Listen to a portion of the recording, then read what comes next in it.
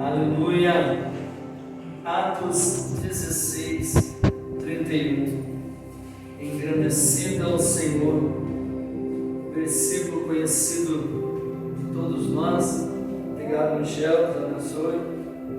Oh glória, aleluia.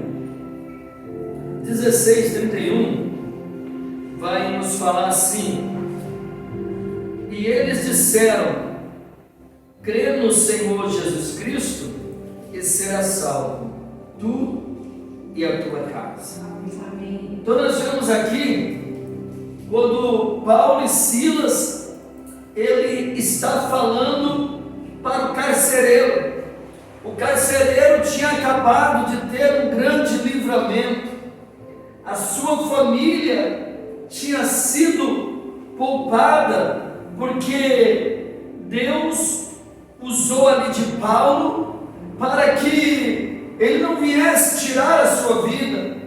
Porque quando Paulo e Silas eles começaram a adorar em meio à prisão, queridos, olha a importância da adoração. No meio da prisão eles não murmuraram, no meio da prisão eles não reclamaram, no meio da prisão eles não amaldiçoaram a Deus, no meio da prisão eles adoraram o Senhor, e as correntes, as cadeias foram quebradas, e todos os presos, as cadeias dos presos foram abertas, e o carcereiro ficou desesperado, porque falou: agora se eles forem presos, aí o capitão romano, a autoridade romana vai me matar, porque eu estou ali incumbido de cuidar deles, então antes que eles me matem, eu vou me matar.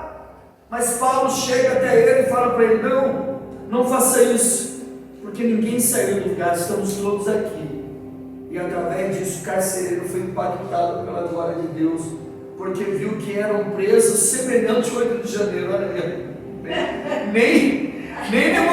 nem tinha preparado para falar, mas o carcereiro viu que eram pessoas de Deus, que eram pessoas honestas, porque abriu as cadeias e pediu: opa, agora é a hora, vamos embora. Não, fique tranquilo, estamos todos aqui, ó. Fique em paz, nós estamos na direção do Senhor. Se for para nós sair daqui, Deus prepara, não precisamos fugir. Então o carcereiro ficou impactado com aquilo, leva para a casa dele Paulo e Silas, e quando chega lá, Paulo e Silas pregam a palavra para o carcereiro, e a família se aquebranta.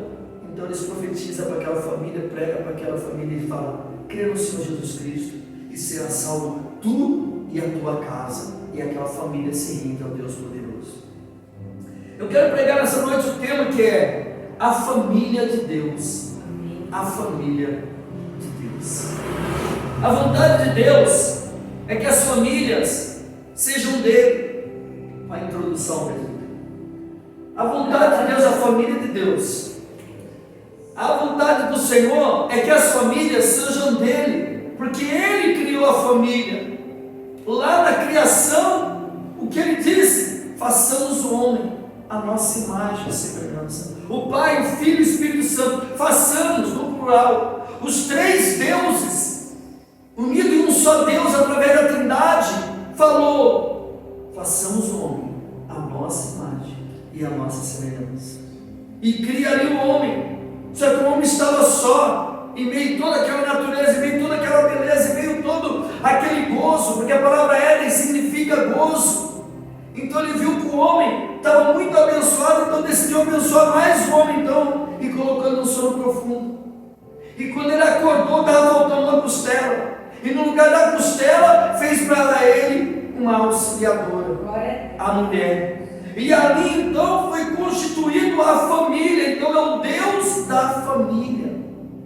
Tudo que o inimigo quer é destruir a família. Por quê? A mídia, por que ONGs, por que organizações sempre tentando distorcer o papel do homem, o papel da mulher, o papel da criança, o papel da família? Porque por trás está o Deus desse século, que tem ódio da família.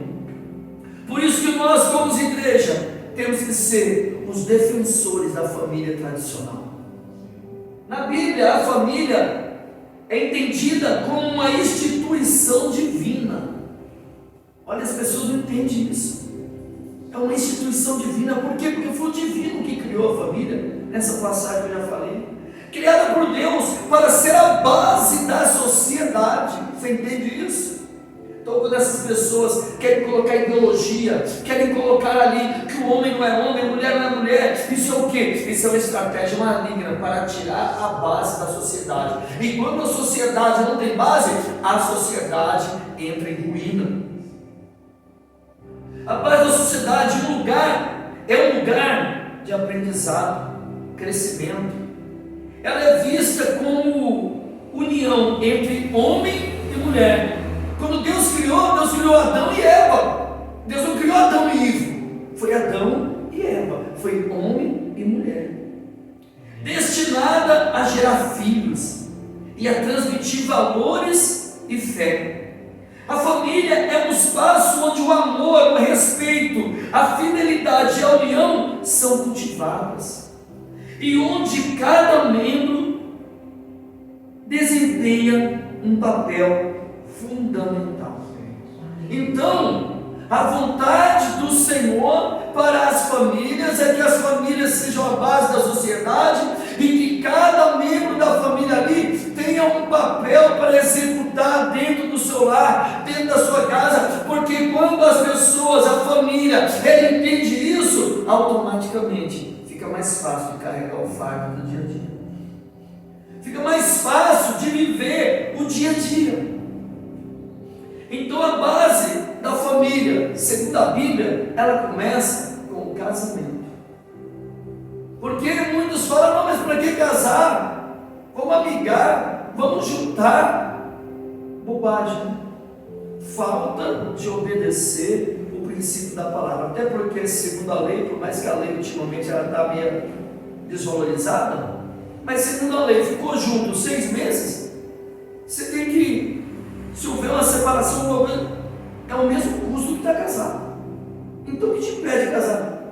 Como se uma pessoa não pensa, não, eu vou casar, porque depois eu tenho que dividir. Passou 6 meses, meu amigo, você tem que dividir do mesmo jeito. Então casa, depois você está debaixo da bênção de Deus. União estável. Justamente, união estável.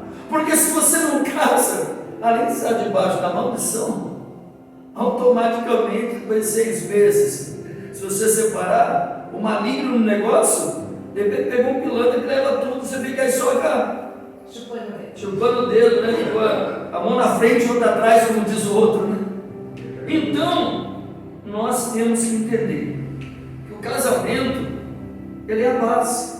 Gênesis 2:24, a instituição do casamento na Bíblia, como eu já citei aqui, mas aqui uma passagem um pouco para frente. Gênesis 2:24 vai dizer: portanto, deixará o homem o seu pai e a sua mãe, e apegar-se-á a sua mulher, e serão ambos uma carne. Então aí já é a instituição da família. É bom morar com o pai? É bom. É bom morar com a mãe? É bom. Mas ainda é melhor ainda morar os dois sozinhos, marido e mulher. Foi que a Bíblia instituiu. Porque muitos casamentos às vezes dá problema, porque a pessoa se casa e não tem casa. A pessoa tem que se casar e ter a casa dela, nem que seja alugada. Nem todo mundo é tão abençoado como a Natália com o Jonathan, que conseguiu, já tiveram a casa de presente de casamento. Mas nem que seja para pagar aluguel, para ter o seu lugar. A Bíblia está dizendo: portanto, deixará o homem, seu pai e sua mãe, a não ser que o pai e a mãe já são de idades, precisam de cuidados especiais. O meu, daqui a uns anos, vão ter que fazer isso, vão ter que morar lá. Graças a Deus, já está preparando uma casa à parte lá, né? O nome de Jesus vai ser a nossa, aleluia, continuar orando, né? Mas para poder cuidar. Então, quando é de maior idade, tudo bem, uma pessoa que são pais já precisam de cuidados especiais, 80, 85, 90 anos, 70, dependendo do estado físico do idoso, então tudo bem.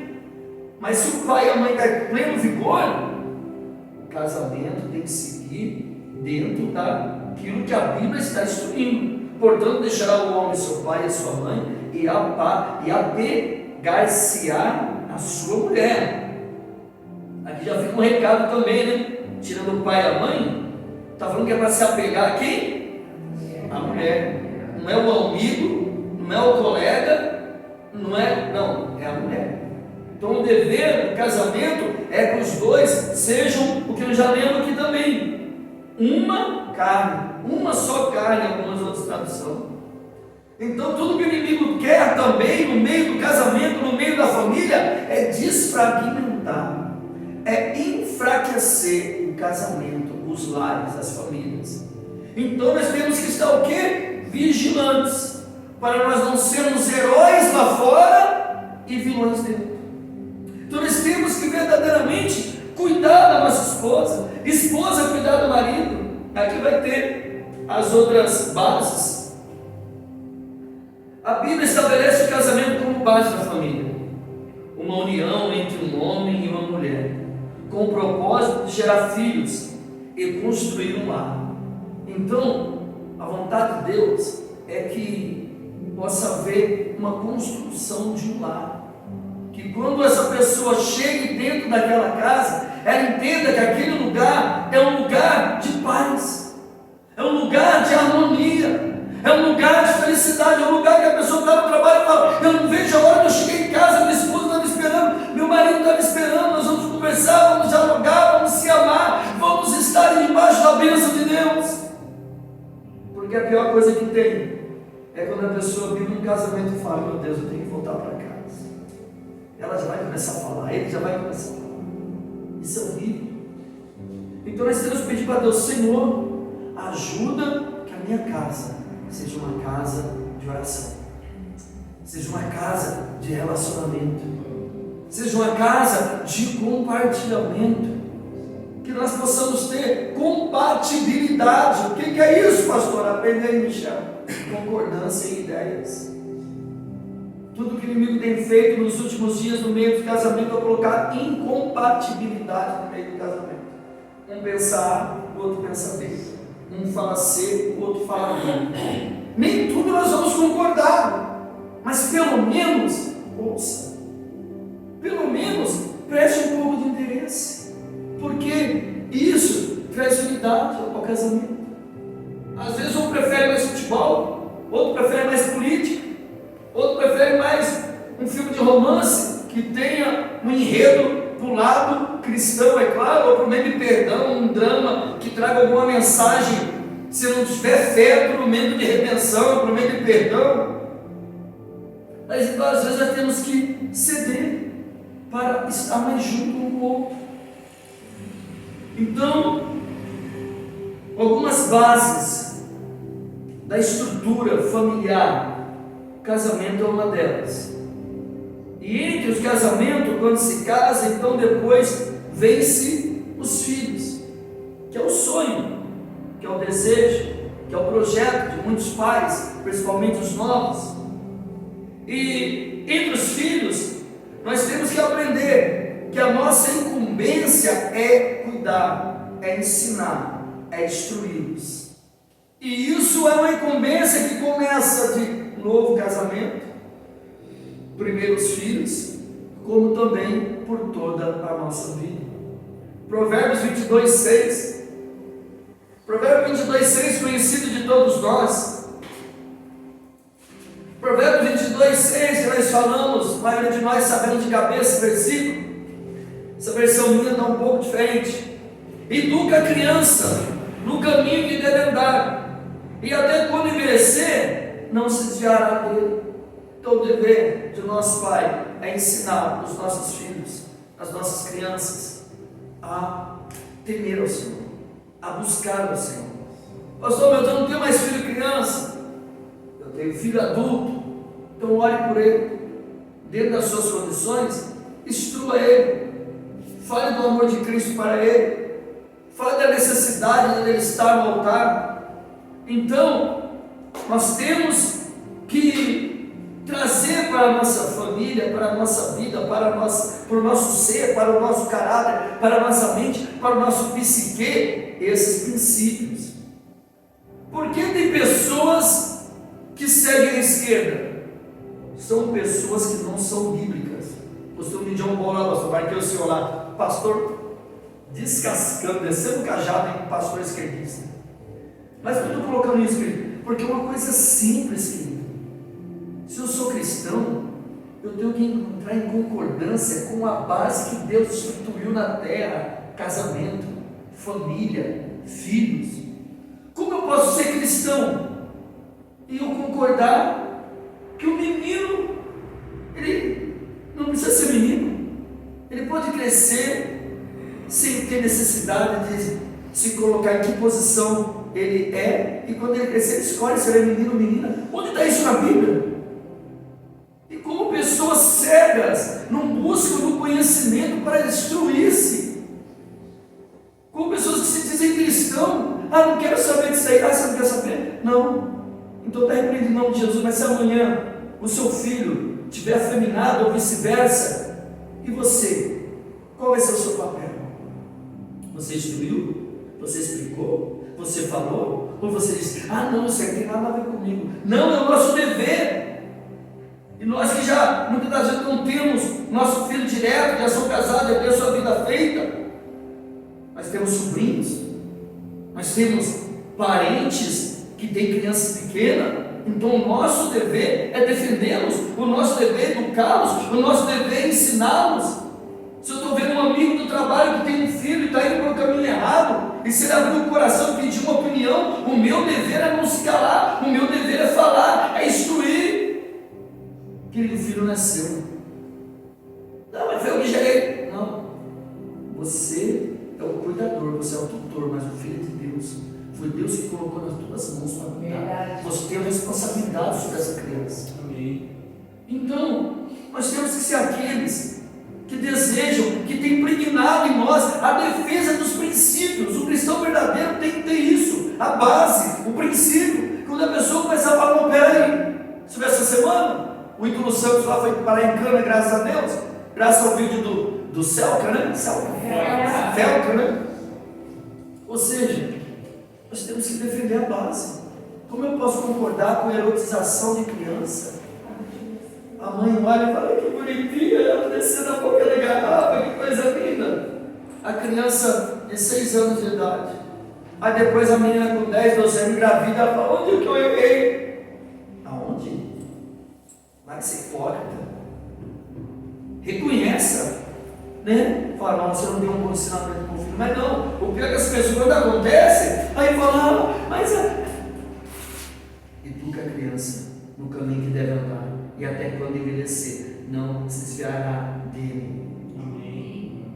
Sabe que essa passagem também fala, querido pastor? Eu ensinei, eu eduquei, eu falei, e agora o meu filho, a minha filha, não está no caminho do Senhor. A Bíblia fala assim: quando envelhecer, não se desviará dele. Eu entendo esse texto aqui, que ele não foi buscar nos originais, mas eu entendo o que quer dizer que a palavra vai estar impregnada na mente dos nossos filhos. Amém. E mais cedo ou mais tarde, essa semente de fé que foi colocada na mente deles vai gerar, vai brotar, vai germinar, e eles vão ver: não, peraí, meu pai tinha me falado, minha mãe tinha me falado. Querido, eu não tive um pai e não tive uma mãe que me falou de Jesus quando era criança. Mas pela graça de Deus, perto do Museu do Ipiranga, às vezes quando nós íamos lá para brincar num chafariz que tinha lá, que era tipo uma piscina, nós passávamos em frente a uma igreja. Por isso, querido, abençoada seja toda a igreja que prega a palavra de Deus no meio da cidade. Nós passávamos lá, eu lembro até hoje, estava escrito Estrelinha de Jesus. E um dia nós fomos lá beber uma água e nos convidaram. E eu com meus amigos participamos mais ou menos 3 meses lá. E ali foi o lugar que nós tivemos mais a proximidade com Jesus. O que eu quero dizer com isso? Que se de repente os nossos pais falharam conosco de não falar de Jesus, o Deus Todo-Poderoso, Ele prepara situações e circunstâncias para nos chamar. A Bíblia fala: ainda que a mãe se esqueça do filho, eu, Senhor, nunca te esquecerei. Quantas das vezes nossos pais se esqueceram de nos dar a instrução da palavra, e muitas das vezes se esqueceram porque na verdade eles não podiam dar aquilo que eles não tinham. Mas o Deus Todo-Poderoso, o Pai dos pais, estava no céu contemplando a nossa necessidade, foi lá e nos chamou como filho. Aleluia. Amém. a chegada dos filhos à vista é como uma bênção, é uma continuidade da família. Ó, é uma continuidade da família. Por que eles querem destruir os filhos? Porque se eles destruírem os filhos, eles destroem as famílias. Se falar que o menino tem que pensar que é menina e a menina pensar que é menino, automaticamente não destruirá a família e automaticamente desfragmenta, enfraquece a família. Então, os filhos é a continuidade da família, sendo responsabilidade dos pais educá-los no caminho de Deus. Então, é a nossa responsabilidade educar os nossos filhos. E quando nós educamos eles, depois então é só pôr no altar de Deus e descansar, tendo possibilidade, tendo condição, tendo dentro das nossas possibilidades, instrua, fale quando puder.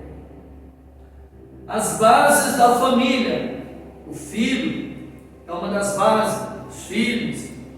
O amor e o respeito também é uma base da família. Uma família que não tem amor, uma família que não tem respeito, é uma família fadada ao fracasso. Então, nosso desafio é, como família, viver uma casa de amor e de respeito um para o outro.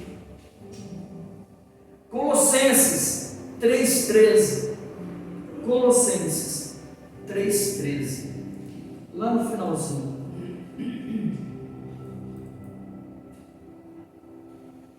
Nós temos que buscar o Senhor para pedir para Ele: Senhor, ajuda-me a viver em amor e respeito com meu cônjuge, com meu pai, com a minha mãe, com meu familiar. Colossenses 3,13 vai dizer assim: suportando-vos uns aos outros e perdoando-vos uns aos outros. Se alguém tiver queixa contra o outro, assim como Cristo vos perdoou, assim fazei vós também. Amém. Então, o amor e o respeito, ele só vai se cumprir na nossa casa, na nossa vida, na nossa família, se nós tivermos uma vida de perdão. Por isso que Jesus, quando estava morrendo, ele deixou essa base, ele deixou essa doutrina na cruz do Calvário. Você pode falar que é doutrina. Ele falou: Pai, os perdoa, porque eles não sabem o que fazem. Então, quando ele estava liberando aquele perdão para nós, ele estava deixando também uma base para nós. Eu estou morrendo e estou perdoando. Perdoe vocês também. Então, a nossa vida tem que ser uma vida de perdão, amor, respeito, um para com o outro, dentro do nosso lar, dentro da nossa casa, suportando uns aos outros. Tem coisas que nós temos que suportar, e não é só suportar. Eu sempre falo, às vezes que eu dava muito aconselhamento em casamento, eu sempre falava isso: o suportar é ambas as partes, porque eu tenho que suportar e a outra parte também tem que chegar o momento de ela também entender que ela tem que diminuir a tensão, diminuir a situação que ela está, para que o outro não suporte tanto. Porque vai suportando, vai suportando, vai suportando, chega uma hora que pode se desgastar. Então o que tem que fazer? Suportar dos dois lados.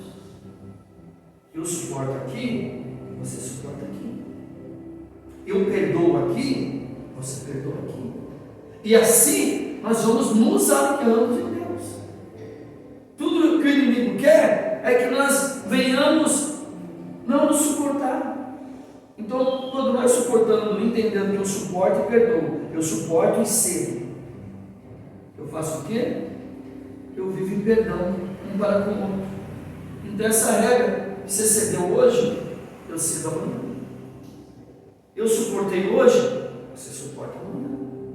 Eu perdoei hoje, você perdoa amanhã. E assim vai. Porque senão chega aquele relacionamento, só um suporta, só um perdoa, só um suporta, só um perdoa. Quando você menos perceber, o inimigo está tendo ação. Então, vamos buscar o Senhor.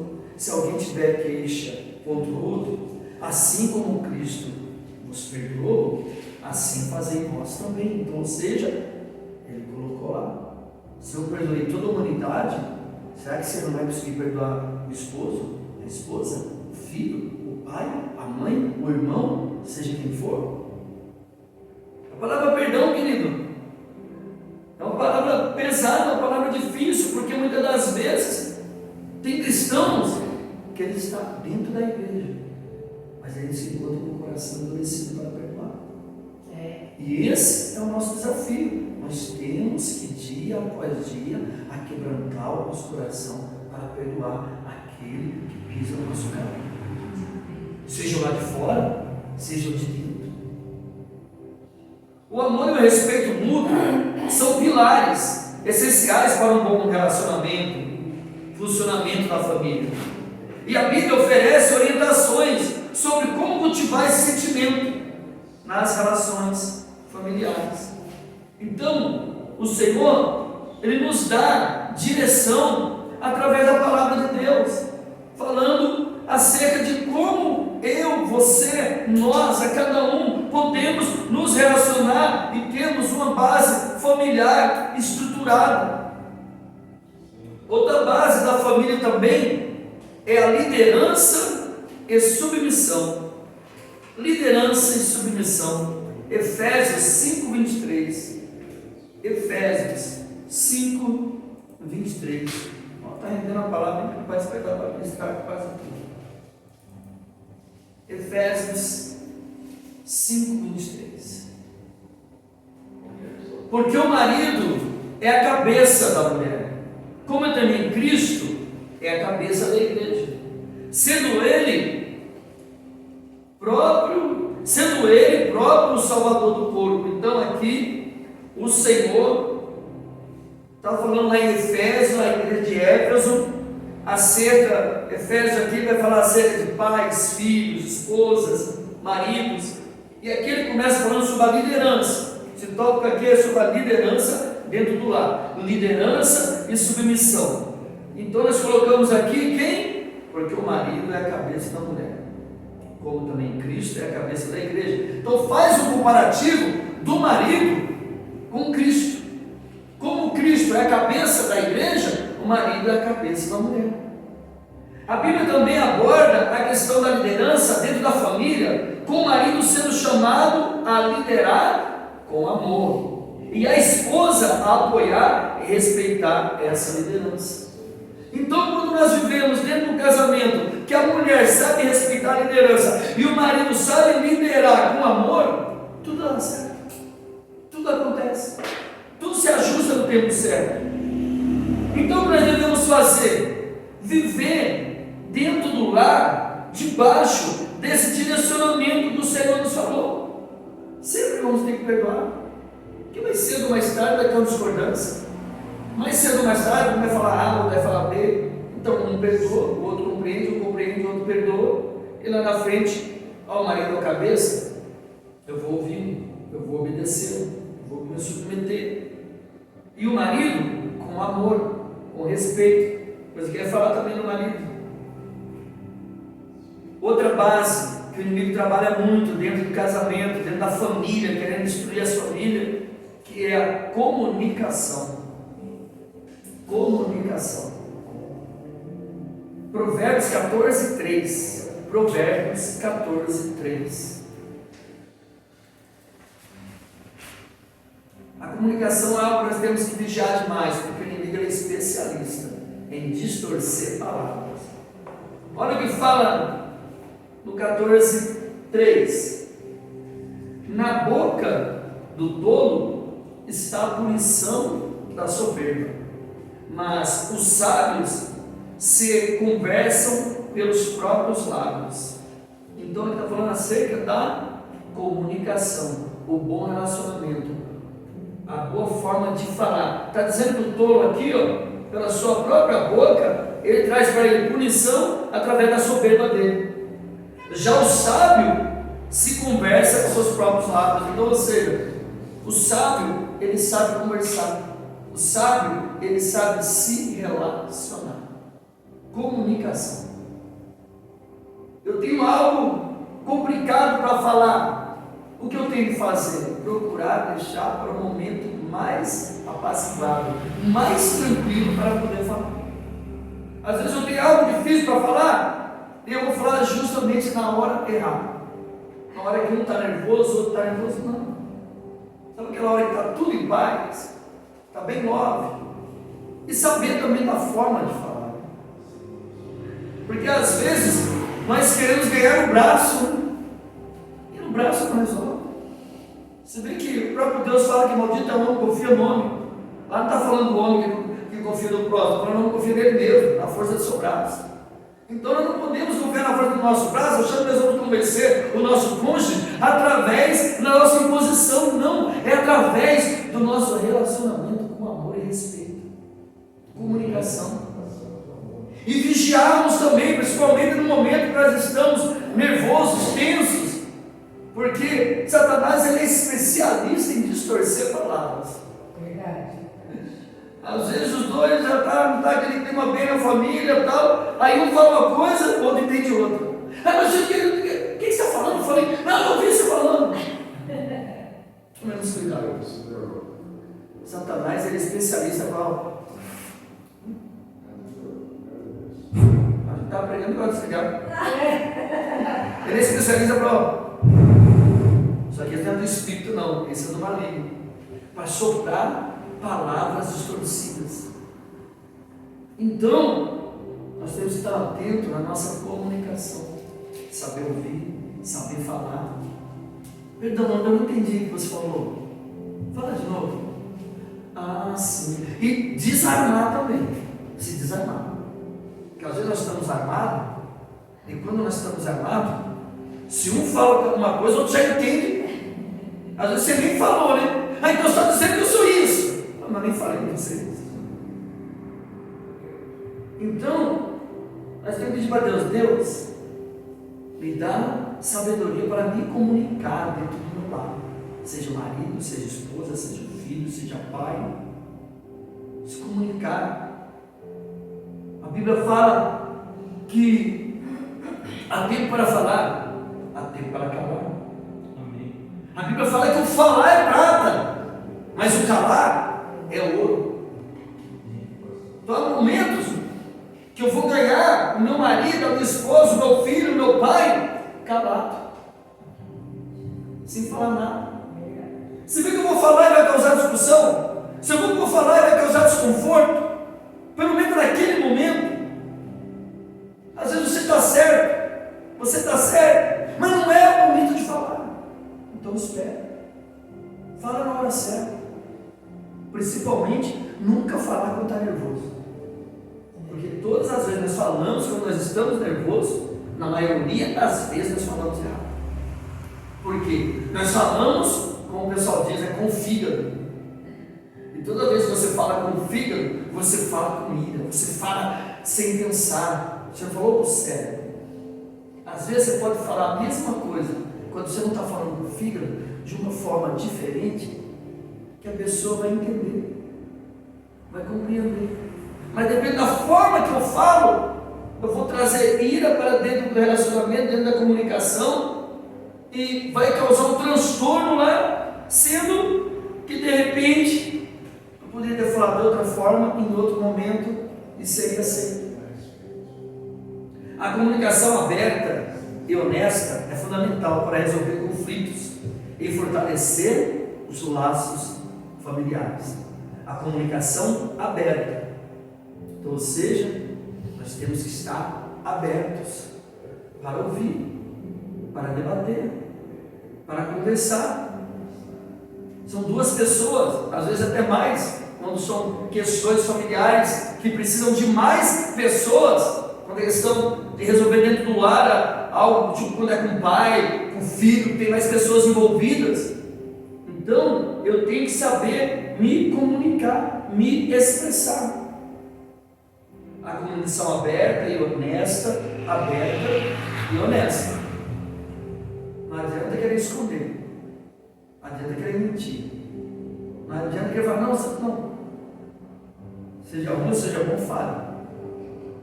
E a pessoa pode ficar até brava com você, mas você falar a verdade. Amém. Aí tem pessoas que elas preferem inventar uma história fictícia para não falar a verdade, e lá na frente descobre que não era aquilo e vem à tona um problema muito pior. Então, fale honestamente. A comunicação aberta e honesta é fundamental para resolver conflitos.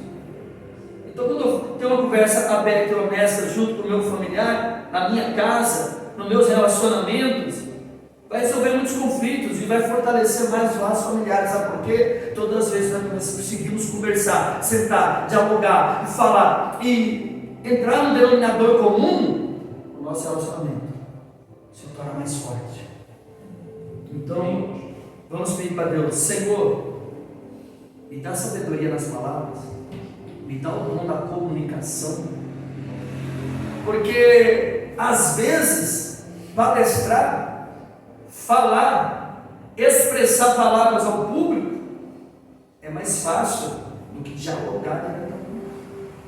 Porque quando eu estou ministrando a palavra aqui, eu só estou expressando a minha posição através da palavra, através da direção do Espírito Santo. Mas no debate, no falar do dia a dia, aí entra as minhas questões pessoais, que eu tenho que alinhar com a vontade de Deus e não permitir que a minha vontade fale mais alto que a vontade de Deus. Salmo 133:1, esse nós conhecemos todo de cor, salteado. Ó, quão bom e quão suave é que os irmãos vivam em união. Então, eu vou concluir com esse. Você vê quantos que ficam. Isso. E para a semana que vem eu concluo. 133:1. A união. O nosso grande desafio nos dias que vivemos é viver em união. Viver em união não é só dentro do lar, não é só dentro da casa, não é só dentro da família, é dentro da igreja, é dentro do trabalho, é dentro da sociedade. Vivemos num mundo, numa sociedade, num país, numa cidade que o inimigo tem implantado no meio das pessoas a discórdia, a desunião, a contenda. E a palavra está dizendo aqui, ó, quão bom e quão suave é. Já notou que quando você está com um bom relacionamento com as pessoas, parece que seu dia é mais leve, parece que você vive mais tranquilo, mais em paz? Quão bom e quão suave é que os irmãos vivam em união. Então o nosso desafio é viver uma vida de união com as pessoas. Vamos pisar no nosso carro? Vamos. Até Jesus voltar, vamos pisar. E qual é o nosso desafio? Como já foi falado aqui, um dos pontos: perdoar, amar. Não é dizer, não é aquela questão de abaixar a cabeça para tudo, mas como já foi falado aqui, saber esperar a hora certa para falar e procurar de algum meio. Deus nos dá sabedoria para viver em união depois que resolvemos o conflito, como aqui também foi dito. Então, procurar pedir para Deus a sabedoria, a comunicação, o diálogo, para através disso eu conseguir viver em união, não só nos lares, não só na família, mas também no meu trabalho, na igreja, em qualquer lugar que eu vá. Eu procurar ser uma pessoa que quando eu chego, aquela pessoa vai fazer uma história que está vindo o apaziguador ali, que ali é Deus. Tem uma passagem na palavra que é provérbio, não vou recordar a referência, mas ele fala, né, que a coisa que Deus mais abomina é aquele que lança contenda em meus irmãos. Não recordo agora. Mas esse tem que ser o nosso diferencial. Já viu? Tem crente que você vai conversar com ele, o crente está contenda. Você vai conversar com ele, ou ele está falando mal de alguém, ou ele está dizendo de alguém, ou ele está. O crente está contenda. Não, nós temos que ser os apaziguadores. Nós temos que ser aquele que fala assim: não, mas peraí, será que ele não quis dizer isso? Você entendeu isso? Será que foi uma questão de comunicação? Nós temos que viver em união com as pessoas. Dentro da família, a união é baseada no amor e no respeito. é um exemplo do amor de Deus e uma fonte de força e bênçãos. Aleluia. É uma fonte de força e bênção. Quando dentro do nosso lar existe união, a nossa casa é uma casa cheia de fonte, de força e bênção. É uma família que é mais forte, é uma família que é mais abençoada. As pessoas chegam e falam: que família linda. É uma família que se perdoa, é uma família que se comunica, é uma família que se respeita, é uma família que cuida dos filhos, é uma família que a mulher se submete ao marido, o marido ele lidera com amor. Então o Senhor quer que eu e você, nós venhamos ter não a nossa família, mas a família de Deus, mais a família do Senhor. 19, 6 e 19. Aí, o 6 e 19, para confirmar essa palavra. A testemunha falsa que profere mentira e o que semeia contenda entre os irmãos. Aí, ó, essa também serve, essa parte também. É que ele começa falando, né, que há 6 coisas que o Senhor odeia, ou melhor, 7 coisas que ele considera detestáveis. Aí começa, né, olhos arrogantes, língua mentirosa, mãos que matam o inocente, coração que trama a maldade, peça se apressa em fazer o mal, testemunha falsa e desmentira, e aquela que semeia desentendimento entre os irmãos. Isso. Então, que não sejamos nós. Não a nós, Senhor, não a nós. Então, ao Senhor seja glória, e não a nós contenda, nem discórdia. Que nós venhamos viver em amor, em união, em diálogo, em comunicação, em perdão. E Deus vai fazer das nossas casas, das nossas famílias e casas vitoriosas, fortalecidas, impactantes. Que as pessoas olhem e falem: eu quero fazer parte daquela casa. Eu quero ser igual àquela família. Eu quero ser igual àquele casal. Eu quero que a minha casa tenha a paz que tenha naquela casa. Então que Deus nos ajude, querido, a ser famílias referência. Não família perfeita. Porque se existisse família perfeita, não teria necessidade de perdão. Então qual é a família perfeita, pastor? É a família que sempre está perdoando. É a família que está sempre dialogando, sempre comunicando, sempre cuidando dos filhos, sempre usando as bases que foi instituída por Deus no casamento, usando no dia a dia. Essa é a família perfeita. Porque às vezes nós olhamos uma família, um casal, que se dão bem no dia a dia que nós estamos vendo, assim, nossa, eu queria tanto ser que a minha casa, que a minha esposa, que a minha família fosse igual àquela. Mas você sabe que o jardim do vizinho sempre é mais verde que o nosso. Mas a gente não vê dentro das 4 paredes, no dia a dia. Cada um tem os seus pormenores para resolver. Cada um tem as suas lutas, suas guerras para resolver. Então, não nos preocupemos com aquela família que aparentemente parece ser tão linda, tão perfeita, quanto os casos nós já não vimos aí, de famílias que pareciam que eram fora do comum. Comercial de margarina. E depois aparece escândalo, aparece até catástrofes. Então, que nós venhamos ser a família de Deus, a família que obedece a palavra, que cumpre os mandamentos e que segue debaixo da submissão da palavra do Senhor Jesus. Você que está na sua casa, que Deus abençoe a sua família. Procure viver em união, em compatibilidade, em diálogo. Cuide bem dos seus filhos. Seja um homem que ame a esposa, a mulher que obedeça o marido, e que a sua casa venha ser um cantinho do céu para a glória de Deus. Aleluia, Jesus.